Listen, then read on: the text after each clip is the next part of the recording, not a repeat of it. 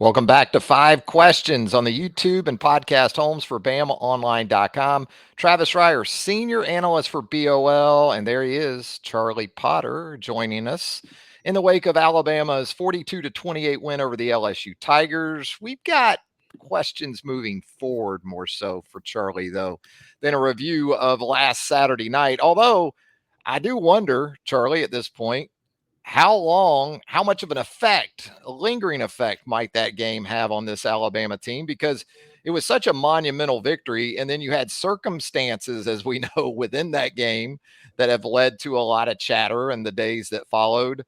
Uh, this team's going to have to figure out a way to put all that behind it and get ready for that road trip. Yeah, I know we're going to talk about it later, but they've said all the right things. I think this team has a little bit of a different mindset than maybe we've seen the last couple of years. Obviously, it wasn't hard to get up for the LSU game, for the Tennessee game, given what happened last year. But this team hasn't had that anxiety or the anxiousness that Nick Saban's kind of mentioned that makes fans cringe whenever he says it in his press conferences. So I think the attitude of this group's a little different now. Early kickoff on the road after two big wins against a team that Alabama on paper should beat. It's going to be tough, but so far, they said the right things. These leaders have been locked in, and I think Malachi Moore was the one that mentioned how they're viewing everything as an elimination game. We've seen what the College Football Playoff Selection Committee thinks about this team right now, at least keeping them at number 8. I don't necessarily agree with that, given what they said from a criteria standpoint. But I think this team knows that in order to achieve its goals, they have to keep playing and playing well. And so far, again, they're saying the right things. We'll see if it plays out. Yeah, it seems like the TV show, which is how I refer to the college football rankings show each and every week. It seems like it's based more on what people had kind of labeled Alabama as being early in the season and what they were going to be for the entirety of this season. It's almost like waiting for the other shoe to drop as Alabama went through that stretch on the road at Texas A&M, at home against Tennessee, at home at LSU. I think the expectation maybe for people on committees and just around the country in general has been they're one loss, but that second or maybe even third loss was going to come down before the end of the month of October, certainly the first week in November. Yeah, I don't disagree with that. And I think though now seeing what Alabama's done and really the progress they've made, Nick Saban called it a complete game against LSU. I don't know if I'd go to that length just because the defense didn't play great in the first half, but it was from an offensive standpoint that. And I think that when you look at just where things stand, of course the top 5 makes sense, or at least those are going to be your top 5 teams. You can debate about the order, and Alabama's going to be behind Texas because of the head-to-head matchup. But to rank this team below an Oregon team that has done less than what this Alabama team has done is kind of ridiculous. And even too, just looking at the broadcast, the graphics that are up there, which not to drag on the graphics guy or whoever put that together, but to say that Alabama's marquee win or best wins against Tennessee, look at where Ole Miss is this week, right behind them at number 9. That's not even on the graphics. So it is almost like they're playing catch up to pay attention. And if Alabama goes out and wins these next 3 games, which it should, and gets to Atlanta and possibly beats Georgia, it's going to be an interesting scenario to see how this plays out, because it could be a bit of a challenge for them compared to past seasons. Yeah, it's almost like some folks might have to circle back to look again at this Alabama team, and you Yeah. wonder if there's a willingness by a lot of folks to do that after making those early judgments about the Crimson Tide. Hey, let's get into these 5 questions for Charlie Potter. We'll start, Charlie, with injuries on the defensive side of the ball for Alabama coming out of LSU. And how do you think those might impact the Crimson Tide on the defensive side against Kentucky on Saturday? Yeah, losing 2 starters in that LSU game was tough. Deontay Lawson's played really good football this year. I think a case can be made for him as defensive MVP. Um, and he goes out with an ankle injury. Jalen Key goes out even earlier in the game with a quad injury.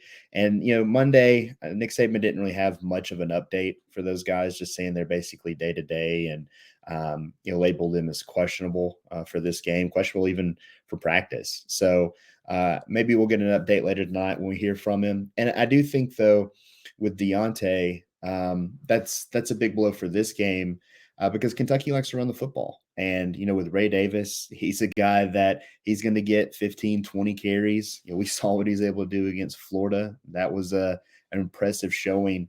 But I think that's where you might feel it the most. I do think, though, the experience that both Tresman Marshall and Jihad Campbell have gotten is going to be beneficial for this team if Lawson can't go. Marshall's sound in stopping the run. I think this is a better matchup for him this week, just in terms of what they faced the last 2 weeks from a coverage standpoint. So that could be beneficial. And you look at it, Alabama was without Deontay Lawson against Mississippi State on the road. So they have this experience that I think can benefit this team. And, State was able to see some success in the ground more collectively than individually. And it might be the same kind of scenario or recipe against this Kentucky team, but I think that's the bigger blow. When you look at Jalen Key, Alabama was able to kind of make some adjustments at halftime. They changed some things around the secondary where you brought Trey Amos in at corner, you moved Terrion Arnold to star, and you had Malachi Moore go back deep at safety. I think we could see that again because Christian Story struggled a little bit. And then I asked about Devontae Smith on Monday because he's a guy that we haven't seen all season, someone that was kind of a preseason breakout candidate, and he's been sidelined by a foot injury. And Nick Saban said he's been doing some dry land running, and he's about 80%. So I don't think he'll be able to go this weekend either. So we might see that second half secondary against Kentucky, but I think that group can get the job done. I think the biggest question mark in this matchup is going to be those inside backers and how they can stand up to this Kentucky run game.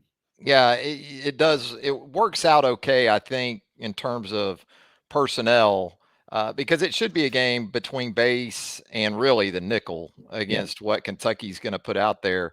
Having those five guys available that we saw in the second half when Alabama played a lot of nickel against LSU in the third and fourth quarters. And that's why it was so huge to get Terrion Arnold back after he went out there briefly in the second quarter, because it gave you your top five defensive backs. I think you could make an argument for, even with Jalen Key in that mix, because Trey Amos can play at a high level at corner. And you mentioned those inside linebackers, and I agree. I think if you're Kentucky, you're still going to try to be who you are on offense. That means establish Ray Davis, play action off of Ray Davis, and they'll throw it to Ray Davis too. And that not a ton, but I think he has 5 touchdown catches on the season. So he obviously can get it done as a receiver. That puts a little bit more on those inside linebackers as well. Hey, Charlie, what area of this Alabama offense deserves the most credit for the improvement, the vast improvement that we've seen on that side of the ball since, well, I guess since USF, right? If we're going back that far, it's tough not to pick Jalen Milroe, just because you have a guy that doesn't play in that game. He wasn't happy, I guess, with his performance against Texas and then the decision after that, but he responds, he steps up as a leader, and he's played well. And I think that it's tough not to pick him. If you look at what happened this past week, though, I would give a little bit of a nod to, or a little bit of an edge to Tommy Rees, because while they didn't just, rework the wheel, they included some things that I think a lot of us thought we'd be seeing early on in the season. And, for Jalen to be able to make plays with his legs, and some of that might be just health. He's feeling better, more confident, progression, a lot of those things. But, some of those design runs, some of the things they're able to do with him offensively, even just implementing that tush push and some different variations of that. I think Tommy Rees is starting to utilize his strengths and utilize some of the other personnel that they have in this offense, and it's paying off. I also think this past week, the offensive line played one of his best games. I think Jaden Roberts is coming into his own. We've seen Caden Proctor make steady progress, so I think they deserve some love too. But from week 3 of the season, the way this offense is steadily progressed, it's tough not to pick someone other than Jalen. Yeah, I think you got to go with Jalen as well. And I hear you on Tommy Rees. Look, you can't convince me that Tommy Rees at the end of spring practice was in love with the idea of Jalen Milroe as his quarterback. Just look at some of the events that unfolded from the end of spring to the start of summer with Tyler Buckner coming in from Notre Dame. I think that speaks to it as much as anything. But Jalen has put himself in a position where you're not getting him out of there anytime soon, and the evolution of the offense, and maybe Nick Saban has something to do with this too, Charlie. I know we give Nick plenty of credit, as we should, but Nick's always said it's Alabama's offense. So maybe some of the involvements, maybe some of the additions, pre-snap motion, easy touches for explosive plays that we didn't really see earlier in the season. And we were kind of asking ourselves and between ourselves, where is that stuff? Where is more of the design stuff with Jalen Milroe? And as you alluded to, there may have been factors into all that the public and ourselves even aren't aware of. But the bottom line is this team has everything on the table, can accomplish what we think to be pretty much all of its goals at this point, and is very much trending in the right direction. Charlie, any concern for Will Reichard after his first two misses in more than a year's time? No, I mean, I think Will's established himself as a consistent player. He's missed field goals before. I mean, heck, we know he had the perfect season. But I think you look at them, they weren't chip shots. They were 40 plus, both of them, 147. So I give him a little bit of pass on that because Will's been money on 35 and in. I know you're a big proponent of that. But I just think with the body of work he's been able to put together, I don't sweat that. I don't think Nick Saban sweats that at all. He's now 29 points away from becoming the NCAA's all-time leading scorer. Maybe that's in the back of his head a little bit. I don't think so, but Will's had a hell of a career. He's a guy that's been dialed in, made some huge kicks for Alabama. You look at this past game, he's not the only place kicker to miss some field goals either. So I think that that was a hostile environment and tough kicks and just a tough break for what's been the best kicker in Alabama football history. Yeah, there shouldn't be any concern for Will. I like him to bounce back this week. I think I think Kroger Field is an artificial surface, which kickers tend to like too. It doesn't really matter. You don't worry about surface switches or anything with Will Reichard. I think it's probably a good thing, right? That we're talking more about Will Reichard when it comes to special teams and not KoolAid McKinstry. That one Yeah, kind of went away pretty quick in a week, didn't it? it did. That was a popular topic for the bye week. I think it was the SEC teleconference for the off week that I asked Nick Saban because all of the questions and concerns on the message board were about the punts and the lack thereof of returns, even just fielding the ball. And Nick Saban and KoolAid explained it. It's been a little different for them this season, and they voiced their confidence in him and give him credit. He came up, caught the ball, and that wasn't an issue. So I think we thought that maybe we would see a change. Isaiah Bond kind of hinted at that when he came up for his first interview, but they stuck with KoolAid, and he did a nice job. We probably haven't talked enough about the improvement on special teams. And he went into this season expecting Will Riker to be what he's been. Right. But James Burnip has stepped forward. I think the coverage units have been good. Yes, KoolAid's had some issues, but you've got after some punts in special teams too. So a lot of credit to Coleman Hutzler in his game.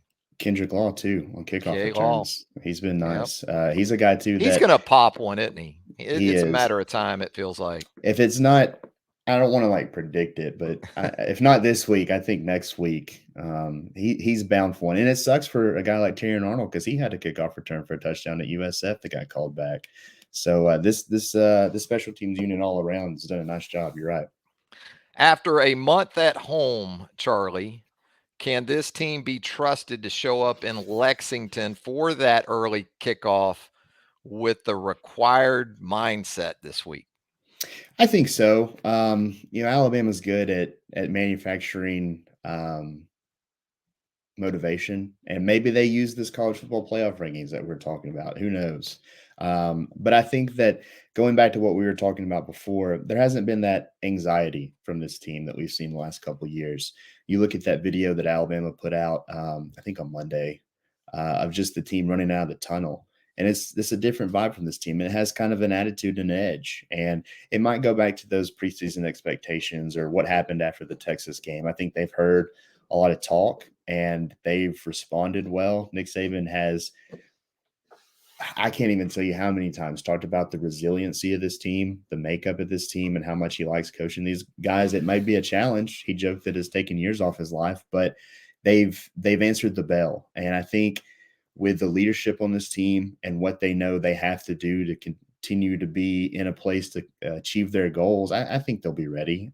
This is the perfect recipe for a letdown game, maybe even a trap game, because Kentucky's got good players. But I do think with what they've been able to do the last several weeks, even though they might be without some guys because of injury, I think this team has the mental and physical makeup to answer the bell with what will be, an early kickoff on the road in a stadium that none of them have been to.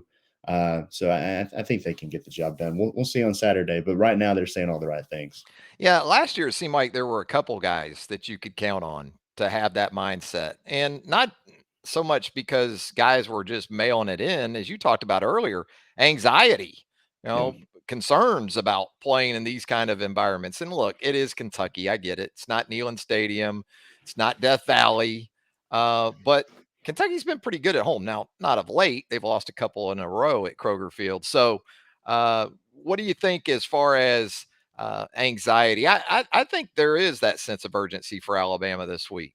I think for Kentucky, it could be as much of as Alabama of taking a little bit of a breath because UK clinched bowl eligibility. Really going into last weekend, that was Kentucky's lone remaining goal. They got a big game, I know, coming up with Louisville to cap the regular season, but it could be Kentucky that takes a little bit of a breath here. That might not be a bad thing for Alabama, or maybe Kentucky plays looser and kind of just lets it all hang out, knowing they've got that taken care of. I do think there's pressure on both sides, but I think that pressure for Alabama is kind of a good thing because I think a lot of people wrote that this team off after the Texas game. You're talking about just the college football playoff committee and what they expected. I think Alabama and its players kind of feel that, and they did. You're coming off two games where you lost those the previous year. There was that revenge factor, but I do think that this team, they've made the steady improvement that they've needed to make, but they also know the job's not finished. And so I think that what they're able to do this weekend will go a long way in determining the rest of the season. But I think that the pressure and everything is good for them, and that they're not using it more so as the expectations that a guy like Dabo Sweeney was talking about, or what we've heard from Alabama in the last couple of years. I think this is a group that, with their mindset, they can embrace that a little bit more. Yeah, 8-1, 6-0 in the league, and haven't won anything. I'm sure Nope. they've heard that a few times around the old facility this week. We'll shift gears as we wrap up 5 questions with Charlie Potter. With this one, Charlie, your biggest takeaway from Alabama men's basketball's 105-73 win over Morehead State on opening night? Yeah, there was a lot to take away from it. Alabama wasn't at full strength. You had Chris Parker out with an eye abrasion, but we got to see a lot of new guys. And I think the biggest takeaway for me, I wrote about it after the game, is Grant Nelson and kind of living up to that preseason hype. I get it that it's against Morehead State, but just the things that he was able to do at his size was impressive. He finished with 24 points to lead all scorers. He had a game high 7 rebounds. All 7 of those came in the second half. And, he's 7 of 12 from the floor, 2 of 4 from 3, perfect at the line. He's a guy that Alabama is going to lean on a lot and lean on to do a lot of different things this year. And I think that's a good thing. And I do think, too, the backcourt was impressive. We talk a lot about these new players. Aaron Estrada did some nice things. I thought Latrell Wrightsell did some nice things as well. But, Mark Sears, don't forget about that guy. I think he can be a top player in the SEC. He comes in with 13 points and just kind of set the tone, I think, for this team. And I think that's important because with so many new pieces, to have a guy coming back from last year's team that had all the success that it did, to be that tone setter, I think can be really key for this group. And, lastly, looking at some of these freshmen, I thought Jaron Stevenson did a really nice job. He finished with 12 points. He's a guy that should be in high school right now and played really, really well. I think it's going to be a key piece for this team. But yeah, I thought, yeah, defensively, you want to clean some things up. Nate Oates was very adamant about that toward the end of his post-game presser. But all in all, a strong start to the season, things that they can still improve on, which I think is something that, Nate, wants to have. And yeah, last time we talked, I think we nailed the starting lineup. So You good did. job. I was Yeah. gonna I was about to take you into that. I asked you last week and we talked about the starting five that we anticipated for the opener, and it was exactly that. I think we even got into the bench as Yeah. far as when guys came onto the floor. Seemed to play out that way too. Yeah, Jaron Stevenson was the first guy to the scores table. I think Reitzel was right behind him. So those are the first two guys off the bench. And Alabama, with this team, the depth that it has, it can do a variety of different things. But those starters being Sears and Estrada, you had Rylan Griffin at the 3, you had Grant Nelson at the 4, and Nick Pringle at the 5. It makes sense. Your 3 returners, your top 2 transfer additions. But Alabama's got some nice pieces this year. And if they can stay healthy and continue to kind of gel together as a group and lock in a little better on the defensive end of the floor, I think this team could be really, really good. I don't know if they're going to be the number 1 overall seed in the tournament, but if they can stay healthy, this team can make a run late in March. As advertised is the way I would describe Monday night in Yeah. terms of guys like you've talked about, Grant Nelson, Aaron Estrada, the freshmen. And look, we still got a ways to go, as you said. We got a lot to figure out about this team. There's still some questions that I think we both had that we weren't going to get an accurate depiction or answer of against Morehead State. But we know there's some teams coming up on the schedule not too far up the schedule that will help fill in some of those blanks, at least initially. This team with the potential for a lot of growth, though, a really nice mix of veterans and portal and freshmen and talented and fun. There's no doubt about that. Hey, Charlie, as always, man, appreciate you taking the time here on 5 questions and hope to do it again next week. Yeah, man. It's always good to catch up. Join Charlie Potter, myself, Tim Watts, Andrew Bone, Joseph Hastings, Clint Lamb, Jimmy Steins, right there at BamaOnline.com, the roundtable, our premium message board. That's definitely where you want to hang out with us. And of course, subscribe to our YouTube channel right now. Just hit that little button right there. Subscribe, and you'll be up to speed on everything we do from a video perspective for BOL. For Charlie Potter, Travis Reier, thanking you again for joining us right here on 5 Questions. And until next time,